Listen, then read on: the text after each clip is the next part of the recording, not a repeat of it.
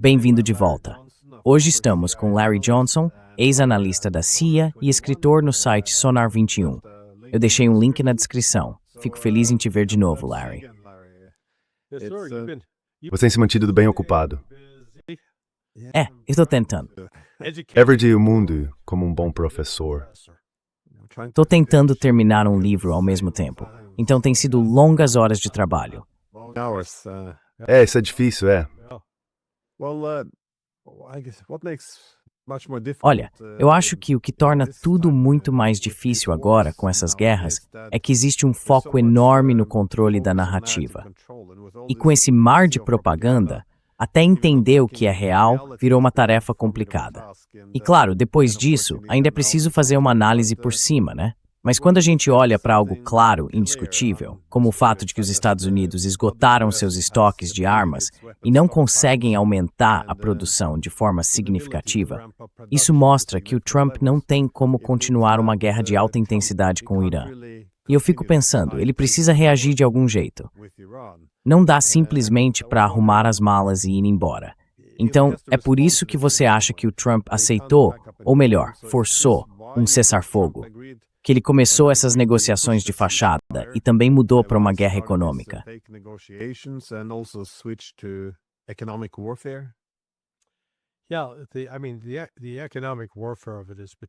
Olha, a parte da guerra econômica é especialmente confusa, porque se baseia em algumas suposições que sinceramente são falsas, como a ideia de que o Irã depende totalmente, 99%, do petróleo carregado na ilha de Karg, e de que o bloqueio dos Estados Unidos é realmente eficaz.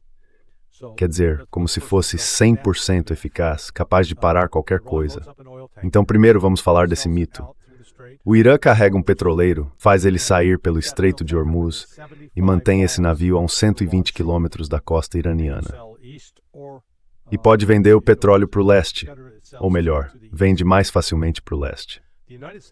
A Marinha dos Estados Unidos não vai chegar a menos de 320 quilômetros da costa do Irã, porque o país tem mísseis balísticos de curto alcance, mísseis de cruzeiro e drones capazes de atingir esses navios.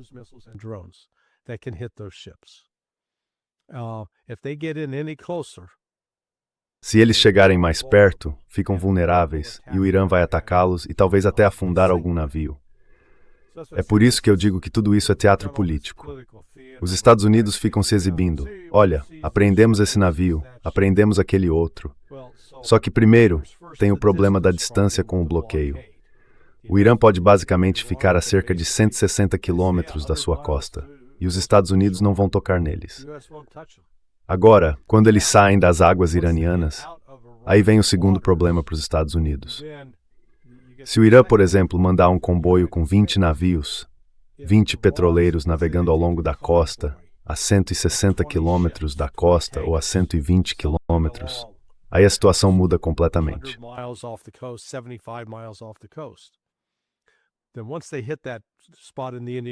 Quando eles chegam naquele ponto do Oceano Índico, saindo do Mar da Arábia, eles se dispersam. Os Estados Unidos não têm navios suficientes para parar e apreender todos eles. Podem até conseguir pegar um ou dois, mas isso não vai causar um impacto sério na economia iraniana.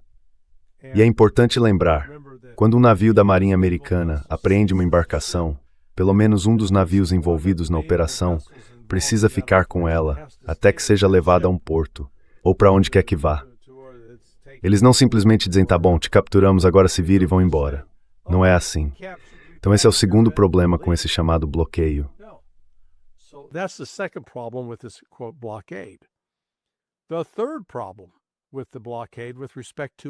O terceiro problema com o bloqueio tem a ver com as importações. Veja, os mesmos princípios se aplicam quando falamos de mercadorias entrando no Irã, mantendo-as perto da costa iraniana até chegarem a Chabahar ou Bandar Abbas. Chabahar ou Bandar Abbas. Eles têm uma fronteira bem aberta com o Paquistão.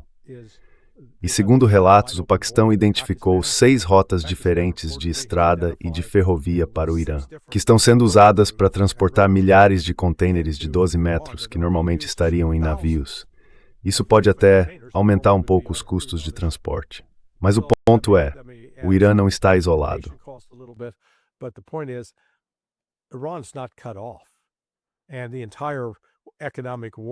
E todo esse modelo de guerra econômica que o Scott Bessent está promovendo tem como objetivo cortar o Irã de todas as possíveis fontes de apoio.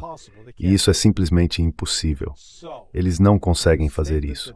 Então, essa declaração de que o Trump vai ver o que acontece essa semana, a mensagem que ele publicou ontem na página dele no Truth Social, dizia algo como: o Irã, sua liderança entrou em colapso. Ninguém está no comando. E nós vamos ter que ajudá-los. Aí eu pensei, que curioso. Porque se o Trump virar e disser, tá bom, para ajudar o Irã, vamos suspender o bloqueio, ele pode estar preparando isso como uma desculpa.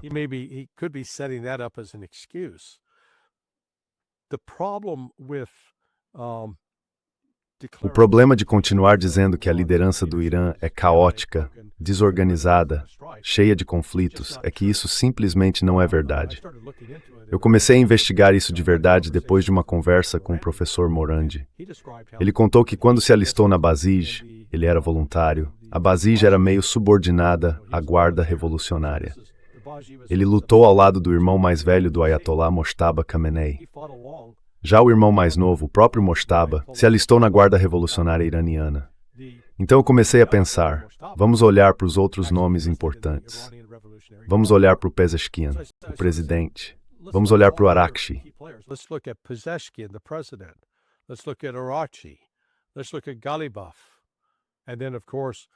Vamos olhar para o Galibaf e depois, claro, para o chefe da Guarda Revolucionária.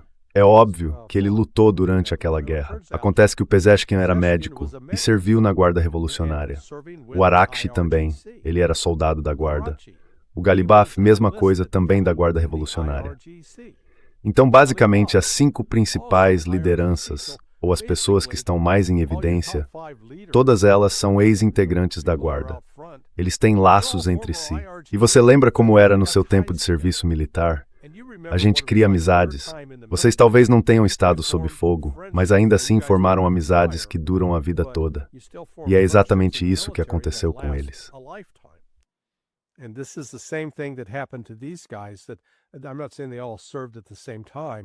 Não estou dizendo que todos serviram ao mesmo tempo, mas todos tiveram aquela mesma experiência em comum. Lutar numa guerra, que para Irã naquela época era uma guerra existencial, contra uma entidade financiada pelos Estados Unidos. Então, de certa forma, o que aconteceu com Israel no verão passado e o que está acontecendo agora, eles já viveram algo parecido antes. Por isso, eu diria que a liderança iraniana atual está mais preparada, mais bem equipada, justamente por causa dessa experiência compartilhada em combate para lidar com as ameaças que vêm dos Estados Unidos. Enquanto isso, em comparação, tudo que os Estados Unidos têm é o Pete Hegseth. E convenhamos, ele não é exatamente a lâmpada mais brilhante do bronzeador.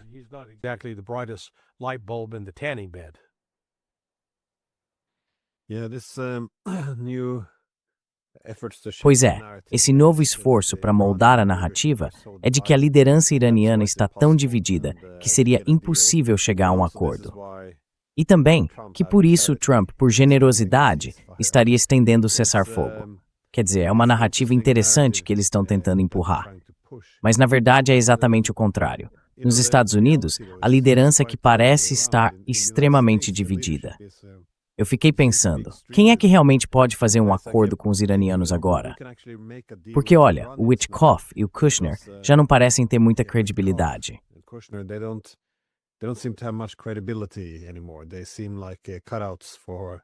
Eles parecem uns fantoches do Mossad, nesse ponto. Quer dizer, não tem... os iranianos não parecem ter muita confiança neles. E eu até teria apostado alguma coisa no Vance. Mas enfim, qualquer acordo horrível que eles consigam agora, ninguém quer, eu acho, ter o nome ligado a um acordo desses. Porque isso seria o fim da carreira política de quem assinar, né? Ainda mais com o AIPAC e, bom, todos eles atacando quem topar esse acordo terrível. Então, se a Axe pode ser um quem mehalas e vretsol. Do you see this being a problem on the American side? Pois é, eles não estão prestando atenção no que os iranianos estão fazendo. Então vamos olhar para os acontecimentos do fim de semana com o Arakchi. Primeiro ele começa no Paquistão. E lá ele apresenta basicamente um documento, uma nova posição de política do governo iraniano. E em vez de ser algo pedindo para os Estados Unidos voltarem à mesa de negociações, tipo, estamos sofrendo tanto, precisamos sair dessa situação, não, eles fizeram exatamente o contrário. Disseram o seguinte: continuam valendo as 10 exigências originais. Essas não mudaram. Mas o primeiro passo é este: o bloqueio tem que ser eliminado, senão não há mais nada para discutir. E uma vez que o bloqueio seja eliminado, aí sim vamos falar sobre o Estreito de Hormuz. E deixaram claro para os americanos que, quanto aos esforços de enriquecimento nuclear, isso está fora de questão.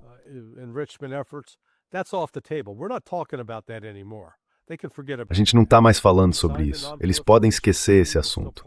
Nós assinamos o Tratado de Não Proliferação, ainda fazemos parte desse tratado. Somos como qualquer outro país do mundo. Temos o direito de enriquecer urânio e vamos seguir o direito internacional e deixar claro para os americanos que é assim. Então o Irã adotou uma postura mais firme, não mais fraca. Depois ele voou para Mascate, em Omã, e conversou com o chefe principal de lá, basicamente para coordenar o seguinte: daqui para frente, vamos reconhecer que o Estreito de Hormuz fica nas águas territoriais de Omã e do Irã. Alguns argumentam que aquilo é uma via marítima internacional. Não é. São águas territoriais de cada país. E o Irã está se coordenando com Omã sobre como vamos administrar isso, como vamos trabalhar juntos nisso, e por aí vai.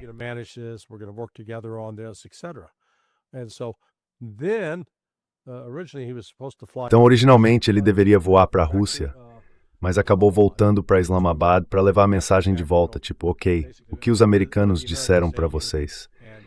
E também para agradecer aos paquistaneses por tudo o que fizeram. Aí o Paquistão basicamente suspendeu as restrições de segurança que estavam em vigor por causa do risco de ataques. Foi um sinal, nada de novas conversas com os Estados Unidos. Depois disso, Arakchi voa para Moscou e tem uma reunião longa com Vladimir Putin, Sergei Lavrov, Ushakov, Yuri Ushakov e o chefe da inteligência militar. Ou seja, era o pacote completo: diplomacia, inteligência militar, apoio militar e o próprio presidente Putin, dizendo que aquilo não era só um protocolo.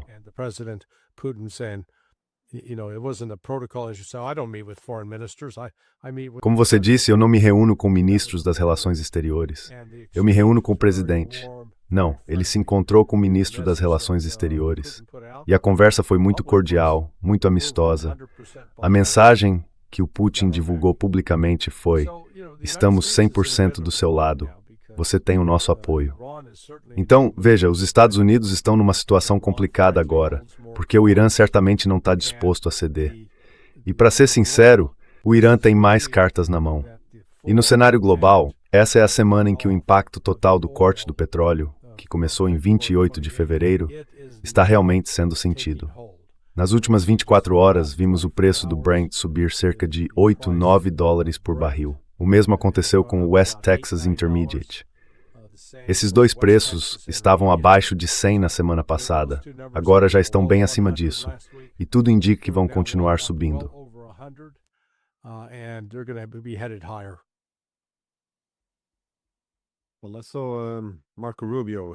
Olha, eu vi o Marco Rubio. Ele fez várias referências, ou melhor, afirmações bem específicas, dizendo que o Estreito de Hormuz é águas internacionais. Então, segundo ele, o Irã não poderia cobrar nenhum tipo de pedágio ali. Mas isso é, de novo, como você disse, simplesmente errado do ponto de vista factual. Não são águas internacionais. E veja, ele até poderia ter citado a Convenção das Nações Unidas sobre o Direito do Mar, que permitiria a passagem de trânsito. Só que o problema é que o Irã não ratificou essa convenção. E talvez o mais importante aqui, os Estados Unidos também não ratificaram. Então, não é um argumento muito bom para os Estados Unidos dizerem que o Irã deveria ratificar e permitir algo que eles mesmos não aceitam. No fim das contas, ele não tem muita base para sustentar esse argumento. E é por isso que eu acho eles acabam criando a própria versão da realidade, dizendo que são águas internacionais. Mas não, esse argumento não se sustenta.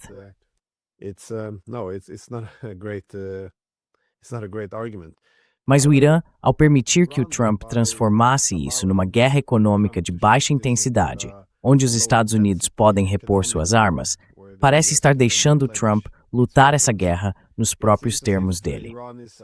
Para mim, isso é um pouco estranho, porque eu acho que uma das razões pelas quais o Irã vinha vencendo essa guerra era justamente por ter rejeitado a chamada dominância da escalada do Trump e por não deixar os Estados Unidos ditarem as regras desse conflito. Por exemplo, ao atacar bases no Golfo, fechar o Estreito de Hormuz e basicamente não permitir que o Trump definisse o que seriam alvos legítimos. Ao fazer isso, e também ao não deixar os Estados Unidos decidirem quando a guerra termina, o Irã tomou uma decisão importante, que, na minha visão, permitiu colocar uma pressão significativa sobre os americanos.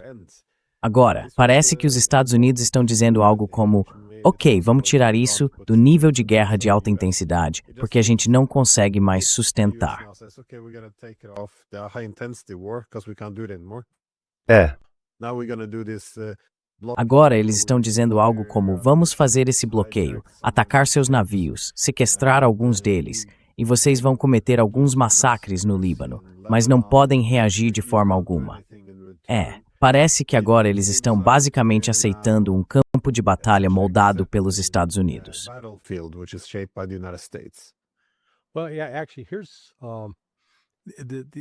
então na verdade, os Estados Unidos não conseguem repor seu estoque de mísseis de precisão por um motivo muito importante.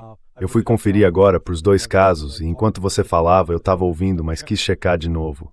Tanto o interceptador Patriot PAC-3, quanto o míssil THAAD, que também é um interceptador defensivo, e os mísseis Tomahawk, segundo análises e discussões técnicas de fontes abertas, precisam de pelo menos 4 a 6 minerais de terras raras específicos, conhecidos como elementos de terras raras, para serem produzidos.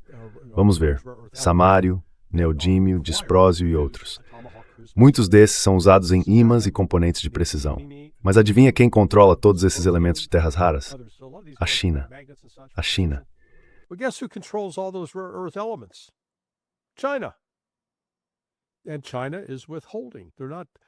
E a China está segurando. Eles não estão comercializando isso livremente, nem mandando para os Estados Unidos, porque os chineses entendem que os Estados Unidos estão falando em atacar a China. E a China pensa: por que a gente daria a vocês os meios para nos atacar, fornecendo os elementos essenciais que vocês precisam para produzir os ímãs usados nos sistemas de guiagem de precisão, tanto dos Tomahawks quanto dos Patriots e dos THAADs? Então, não é simplesmente o caso de os Estados Unidos dizerem: estamos sem isso. Vamos lá, pessoal. Trabalhar mais, rodar as fábricas 24 horas por dia, colocar mais dinheiro nisso e vamos produzir. Eles não têm os materiais de que precisam para produzir. Isso por si só muda completamente o cenário.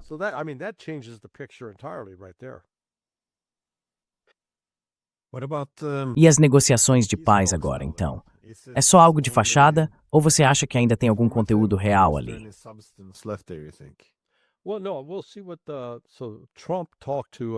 Bom, não, vamos ver o que... Então, o Trump conversou com o Putin hoje. Eu ainda não vi o resumo dessa conversa.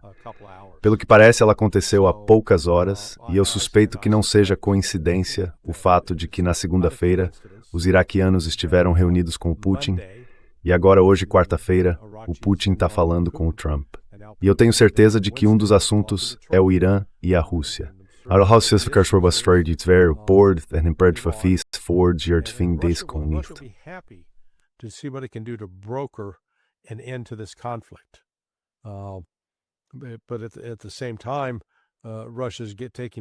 Mas, ao mesmo tempo, a Rússia está adotando uma postura mais dura em relação à Ucrânia e à OTAN.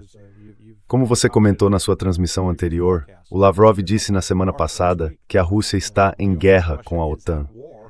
Não que possa entrar em guerra, mas que já está em guerra no tempo presente. Então o Putin vai continuar conversando com o Trump, embora eu acho que os russos estão cada vez mais conscientes de que o Trump, mentalmente, não está bem. Ele se entrega a muitas fantasias e confabulações, e acha que concordou com coisas que na verdade não concordou, ou que realizou coisas que na prática não realizou.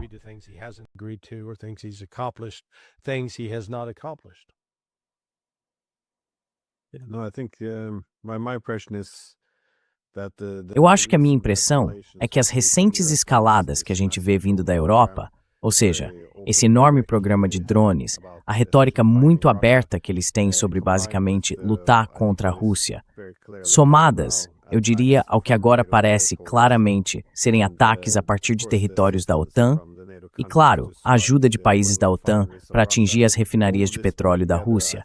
Tudo isso junto, eu acho que pode ser a gota d'água. Tem muita raiva se acumulando agora, na minha opinião.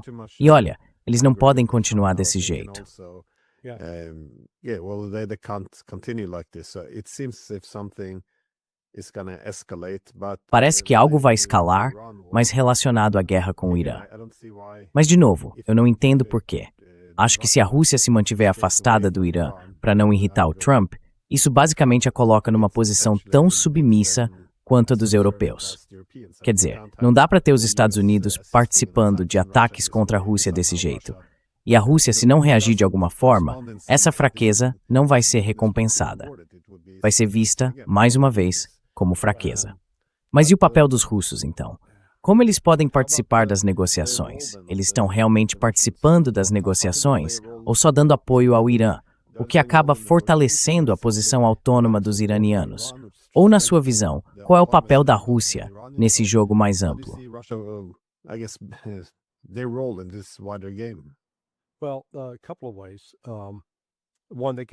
Bom, algumas maneiras. Uma delas é oferecer garantias de segurança ao Irã, garantias concretas, talvez até algo parecido com o que fizeram com a Coreia do Norte. Basicamente, se o Irã for atacado, isso seria considerado um ataque à Rússia. Então, pode chegar a esse ponto, o que colocaria os Estados Unidos em alerta, e também Israel, nesse caso. Essa seria uma forma de a Rússia ter um papel decisivo para alcançar um acordo negociado, porque essa é uma das exigências essenciais do Irã. O outro ponto é o que a Rússia vem fazendo, pelo menos desde junho do ano passado, fornecendo informações de inteligência, assessoria técnica e ajuda material para melhorar tanto o armamento quanto o funcionamento dos equipamentos das forças militares iranianas.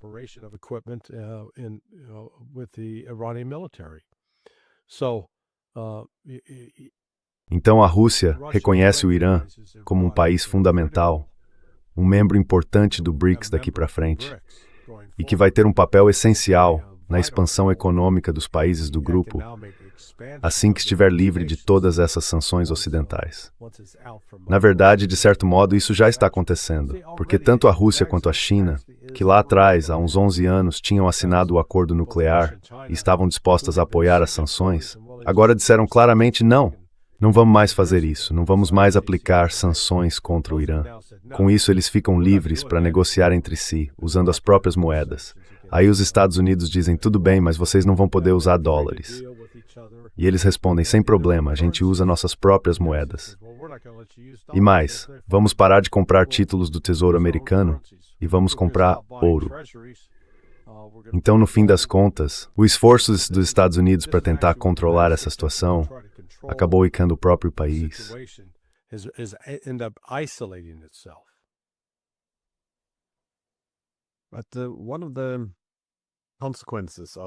Mas uma das consequências, ou talvez um dos principais objetivos do que o Glenn Deason chama de Projeto Fúria Econômica, ou seja, atacar a economia do Irã, parece ser também, claro, atingir a China.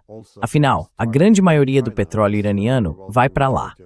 Então eu imagino que o pessoal em Pequim saiba que a China é um alvo importante nessa guerra. Mas quanto petróleo os Estados Unidos realmente conseguem bloquear em termos de exportações de energia para a Ásia Oriental? Porque eu tenho visto relatos de que os Estados Unidos estão tentando substituir esse fornecimento com energia americana. Assim como a guerra por procuração da OTAN contra a Rússia permitiu ou facilitou que os Estados Unidos substituíssem o fornecimento de energia russa, algo parecido parece estar acontecendo também no leste asiático. Os Estados Unidos estão impulsionando seus próprios projetos de gás natural liquefeito e, basicamente, tentando substituir parte da energia que vem do Oriente Médio. Você acha que isso está deixando a China preocupada? Ou acha que é algo ainda pequeno demais para causar tensão? Como é que você enxerga essa situação?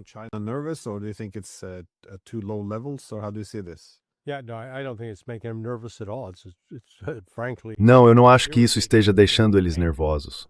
Na verdade, está irritando, ou até deixando com raiva. Acho que eles estão cansando desse bullying do Scott Bessent, achando que pode forçar a China a fazer o que os Estados Unidos querem. Se a China conseguir todo o petróleo que precisa do Golfo Pérsico, especialmente se eles navegarem em comboios, os Estados Unidos não têm navios suficientes para parar um comboio grande. Simplesmente não têm. E principalmente, se forem navios com bandeira chinesa, os Estados Unidos não vão arriscar entrar em guerra com a China, porque a China tem toda a vantagem nessa situação. Então os Estados Unidos se colocaram num beco sem saída, com essas ameaças que não têm como cumprir, e nem vão cumprir. Eles estão apostando que a economia iraniana vai ficar paralisada nas próximas 2 ou 3 semanas.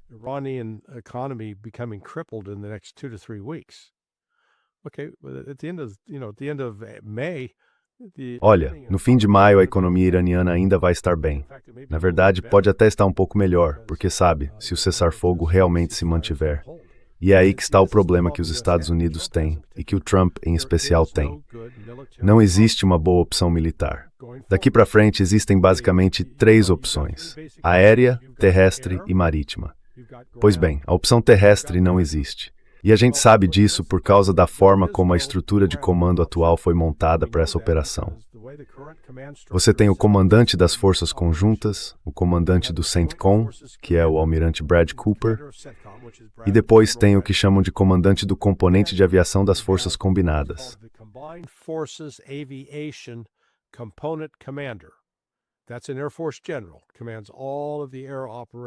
Esse é um general da Força Aérea que comanda todas as operações aéreas na região. E aí você tem o comandante das Forças Marítimas Combinadas, que é um almirante. Então esses 2 caras basicamente gerenciam as forças operacionais, as forças navais, os fuzileiros e as forças de aviação, principalmente da Força Aérea, mas também em coordenação com a Marinha. Agora, o que não existe é um comandante de forças terrestres, porque ainda não há nenhuma missão considerada viável ou plausível para tropas em terra. Então, o comandante da aviação está fazendo um relatório e me disseram que ele informou ao chefe dele, o almirante Cooper, algo como: "Olha, Coop, a gente já usou uma parte significativa dos nossos mísseis guiados de precisão nas primeiras 5 semanas dessa guerra contra o Irã.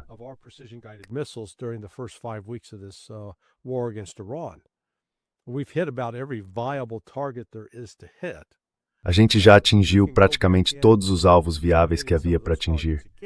Agora podemos voltar e atacar alguns desses alvos de novo, mas dessa vez vamos enfrentar um inimigo bem mais forte, porque o Irã aproveitou essas últimas 3 semanas para melhorar seus sistemas de defesa aérea com a ajuda dos chineses e dos russos. E olha, na semana passada, acho que foi na quinta, de repente começaram a aparecer mensagens nos canais do Telegram dizendo que havia explosões no céu de Teherã. A gente pensou, pronto, acabou a trégua. Mas não, era o Irã fazendo um exercício de tiro real com os novos sistemas de defesa aérea. Então eles estão prontos para agir.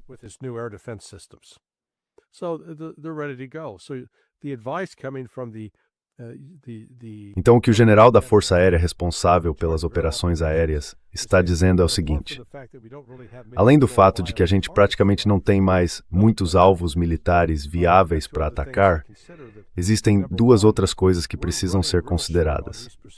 Primeiro, estamos ficando realmente com poucos mísseis de precisão. E se de fato surgir a necessidade de usá-los na China, não vamos ter o suficiente. E como já comentamos antes, não é só dar uma ordem e dizer produzam mais. Isso simplesmente não vai acontecer. A segunda questão é que o Irã está em posição de retaliar e causar ainda mais danos às posições americanas que restam em algumas bases na região do Golfo, além do campo aéreo Muwafaq Salt, na Jordânia, e também em Israel. Ou seja, isso pode aumentar o prejuízo que o Ocidente vai ter que enfrentar.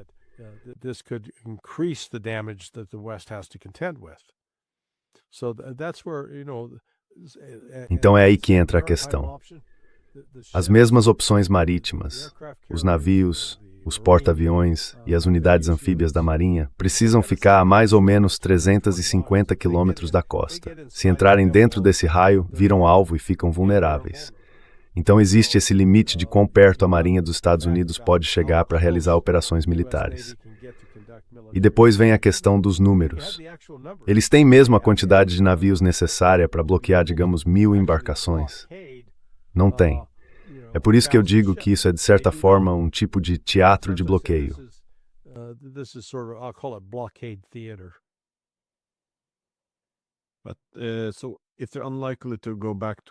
Então, se é improvável que eles voltem à guerra, isso significa continuar com essa guerra econômica prolongada, ou essa fúria econômica, como o Besant chama. Mas por quanto tempo você acha que isso pode continuar? Porque muito do impacto econômico ainda está se acumulando. Por exemplo, com os fertilizantes, ainda vai levar um tempo até que tudo isso passe pelo sistema, e aí vem a escassez de alimentos e o aumento dos preços. Então, quanto tempo você acha que vai levar até? Bem, até o que você acha que vai quebrar primeiro? O que vai tornar a situação insustentável, tanto para os Estados Unidos quanto para o Irã? Quero dizer, o que vai fazer um dos lados piscar primeiro?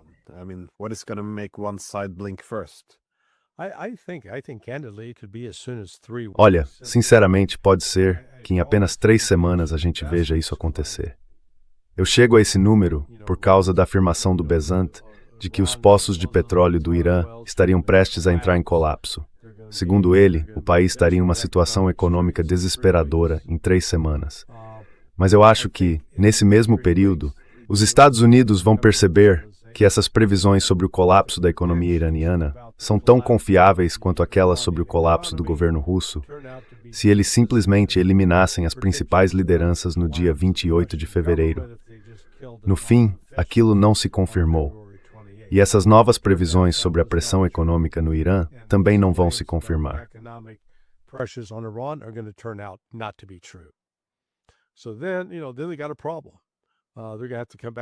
Então aí eles têm um problema. Vão ter que voltar e perguntar, o que a gente faz agora? A única opção viável do Trump é encontrar um jeito de declarar vitória.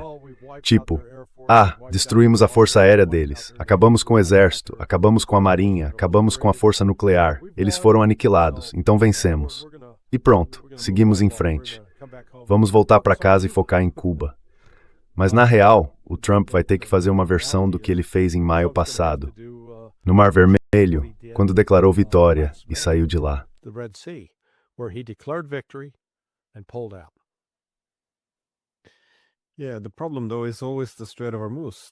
O problema mesmo é sempre o Estreito de Hormuz.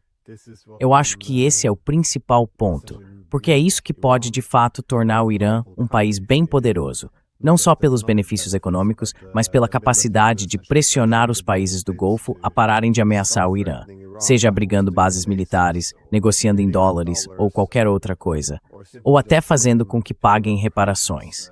A gente também viu alguns relatos de que os iranianos estão cobrando taxas extras de países que apoiam as sanções ou que participaram dos ataques. Então eles estão criando um sistema de incentivos econômicos para enfraquecer essa aliança anti-Irã.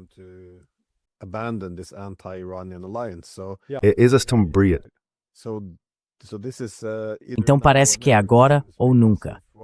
Porque se alguém quiser declarar vitória e voltar para casa, a região vai estar bem diferente daqui a um ano.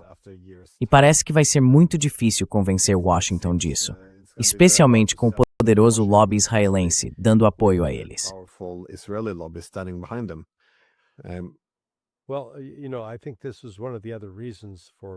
Olha, eu acho que esse é um dos outros motivos da visita do Arati a Moscou. Buscar a ajuda do Vladimir Putin para lidar com os árabes do Golfo.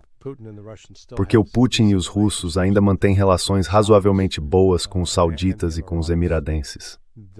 Acho que o Putin vai fazer um argumento bem convincente para eles, dizendo algo como: pessoal, vejam só, vocês se alinharam aos Estados Unidos, que prometeram segurança e proteção. E como dá para ver, isso não deu certo.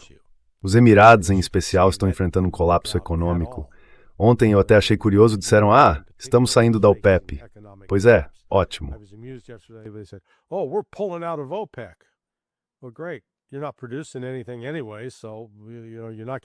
Você não está produzindo nada mesmo. Então, nesse momento, ninguém vai sentir falta.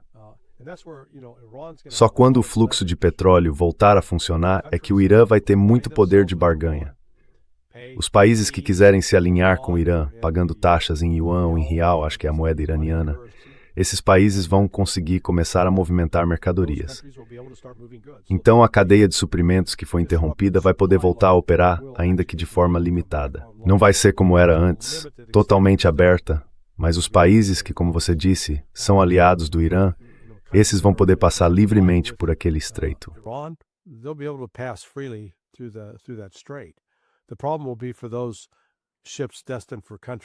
O problema vai ser para os navios que tiverem como destino países que não apoiam o Irã. Na verdade, países que estão condenando o Irã e tudo mais. O Irã vai deixar esses países sofrerem. Mas vai fazer isso de um jeito educado, digamos assim. Não vai ser uma coisa ameaçadora, tipo um mafioso dizendo: "Ei, paga a taxa de proteção ou sua loja pode pegar fogo hoje à noite." Não vai ser isso. Mas o Irã vai deixar bem claro que existe uma vantagem em ser amigo deles. Tipo, seja nosso amigo. Uma das vantagens é ter passagem segura pelo de Hormuz.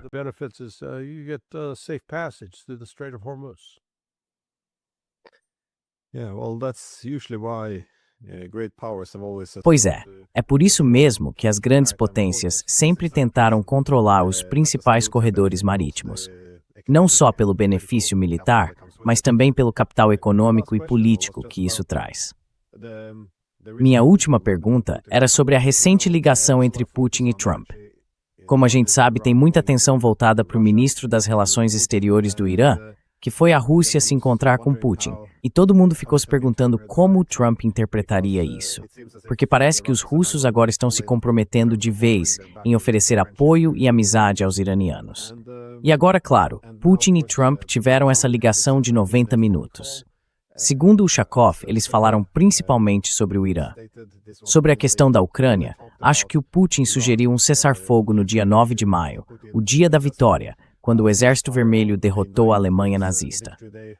Mas a maior parte da conversa foi sobre o Irã. Você sabe qual é o significado dessas conversas?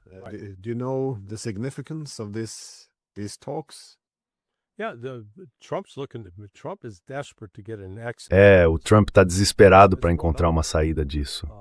A situação explodiu nas mãos dele. A opinião pública, você sabe, o apoio a ele está em torno de 33%. 64% das pessoas desaprovam o trabalho que o Donald Trump vem fazendo. E o preço, bom, a gente teve uma espécie de pausa nas primeiras 5 semanas. Teve um aumento inicial no preço da gasolina. Depois foi declarado um cessar-fogo. E aí o governo Trump começou a liberar petróleo da reserva estratégica para tentar segurar, baixar um pouco os preços. Mas isso acabou. A gasolina e o diesel estão subindo de novo. E eles não têm mais reserva estratégica para usar nisso.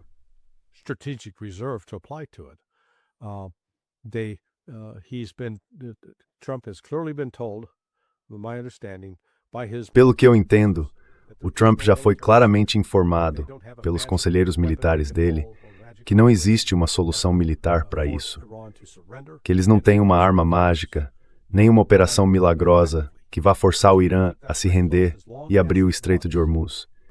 O Irã pode, de fato, manter aquele estreito fechado pelo tempo que quiser, justamente porque os Estados Unidos não têm como neutralizar a capacidade iraniana de lançar mísseis balísticos de curto alcance, mísseis de cruzeiro de defesa costeira e vários tipos de drones, drones de superfície marítima, submarinos e também os drones convencionais que voam livremente pelo ar.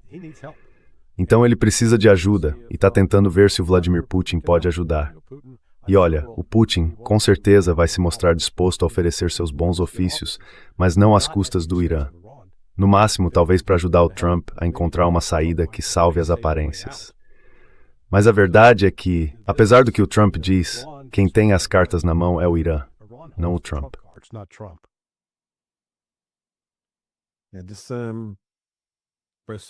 Essa imagem do Trump, de ser ao mesmo tempo um líder forte, que seria respeitado, e também o presidente da paz, em algum momento acho que essas duas coisas entrariam em conflito, porque ele queria pressionar todos os países a se reorganizarem, basicamente, de acordo com a vontade dele.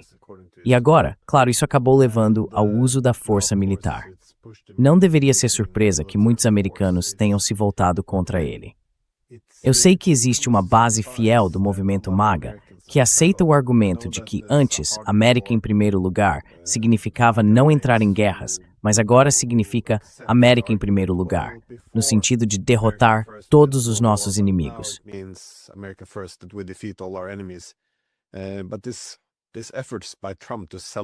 Mas esse esforço do Trump para se vender como um grande presidente de guerra parece tão autodestrutivo.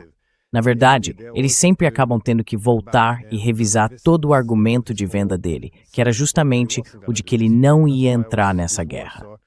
Por isso eu fiquei tão surpreso com aquele discurso um tempo atrás, quando J.D. Vance disse que, bom, no passado, quando tivemos essas guerras sem fim, a diferença é que aqueles presidentes eram burros e o Trump é muito inteligente. Quer dizer, não é exatamente isso que você quer ouvir quando tenta explicar por que eles mudaram de posição de forma tão radical. Mas aqui estamos nós.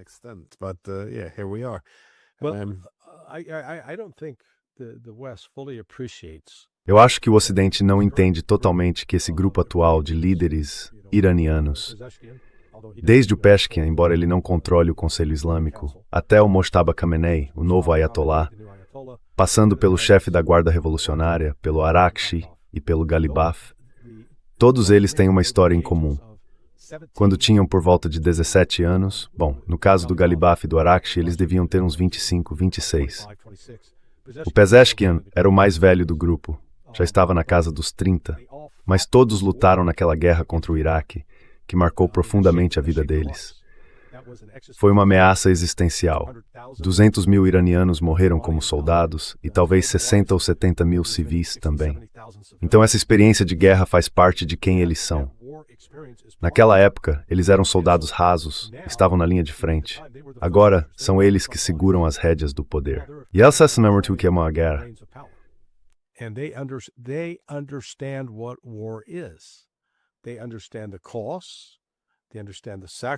Eles entendem os custos, entendem o sacrifício. E é aí que está o problema para os Estados Unidos. A gente não tem ninguém, nem o Hegseth, que realmente entenda o que pode estar por vir. Esses caras sabem, eles já estiveram lá, já passaram por isso, já têm até a camiseta, por assim dizer. Agora estão numa posição que, sabe, eu comparo com o que os Estados Unidos viveram no começo dos anos 60 até o assassinato do John F. Kennedy. Porque veja, o Kennedy, uns 20 anos antes, estava lá no Pacífico comandando um barco PT e o barco dele foi partido ao meio. Ele teve que salvar os homens dele da morte. Ele sabia o que era o custo de um combate. E aí você avança para 1962, quando o país se depara com a crise dos mísseis em Cuba.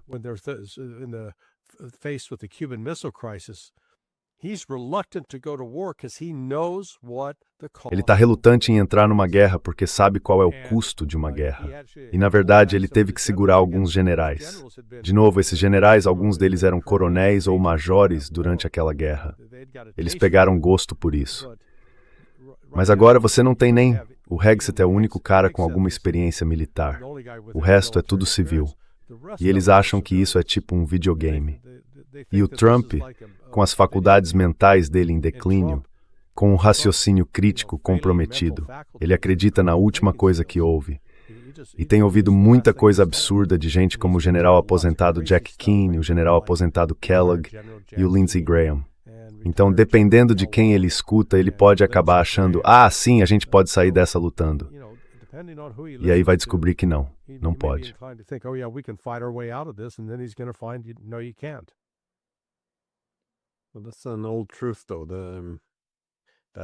Olha, isso é uma velha verdade. Parece que toda geração precisa aprender a respeitar a guerra passando por uma.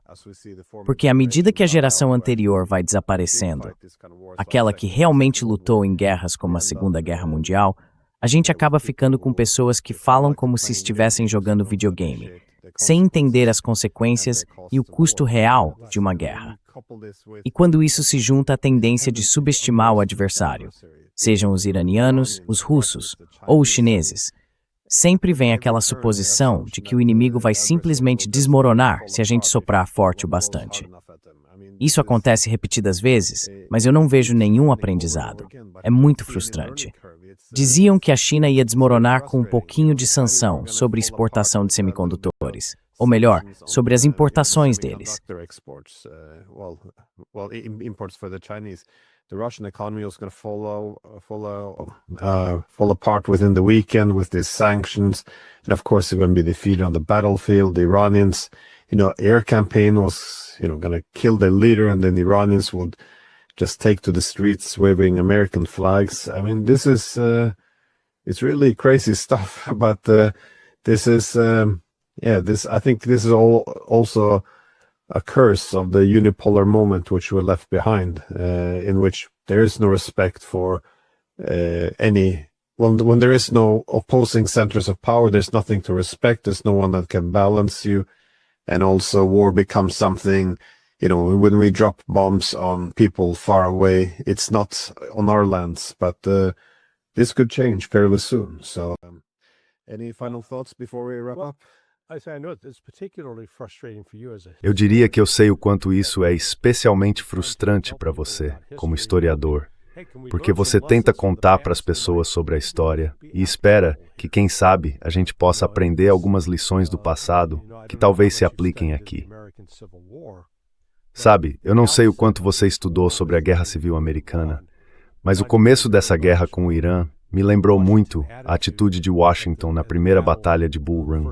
Essa batalha aconteceu no interior da Virgínia, lá depois do aeroporto de Dulles. Qualquer um que já foi a Washington sabe onde é. E tinha gente que saiu do centro da cidade, subiu nas carruagens e foi até o campo de batalha. Era uma viagem de mais ou menos 3 horas de cavalo e carruagem, levando cestas de piquenique. Tipo, isso vai ser divertido. Vamos assistir essa grande vitória. Eles vão derrotar a Confederação. Que ótimo. E cara, acabou acontecendo exatamente o contrário. E aí isso acabou virando uma guerra longa, que durou 4 anos. E sabe, foi isso que aconteceu com os Estados Unidos. Eles acharam que no dia 28 de fevereiro iam decapitar o regime iraniano, que o povo do Irã ia se levantar, derrubar os mulás e que tudo seguiria em frente. Mas aconteceu exatamente o contrário. Por isso é importante ouvir pessoas como você, Glenn, com toda a pesquisa e o conhecimento que você acumulou. Vamos tirar algumas lições do passado. Isso há de evitar que a gente cometa os mesmos erros no futuro.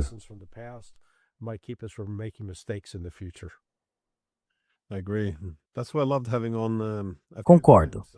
É por isso que adorei receber algumas vezes o embaixador Jack Matlock, porque ele é praticamente um livro de história ambulante. Bom, ele tem 96 anos agora, mas continua muito, muito lúcido. E ele compartilha as lições de vida dele. Esteve em Moscou durante a crise dos mísseis de Cuba e nos anos 80 foi embaixador no governo Reagan, negociando o fim da Guerra Fria. Ele me explicou que antes de conseguirem negociar a paz com os soviéticos, primeiro precisaram lidar com os falcões em Washington, porque todo mundo estava convencido de que os russos não queriam paz de verdade. Quer dizer, é praticamente um copiar e colar do que está acontecendo hoje. Então, alguns dos nossos líderes deveriam, já que são tão perdidos, a experiência deles com a Rússia parece vir de maratonar filmes do James Bond. Eles deveriam pegar o telefone, falar com o embaixador Matlock e aprender um pouco com a experiência dele. Mas não fazem isso. Enfim, já tomei bastante do seu tempo, então muito obrigado e espero te ver de novo em breve. Certo, meu amigo. Obrigado. Valeu, Glenn.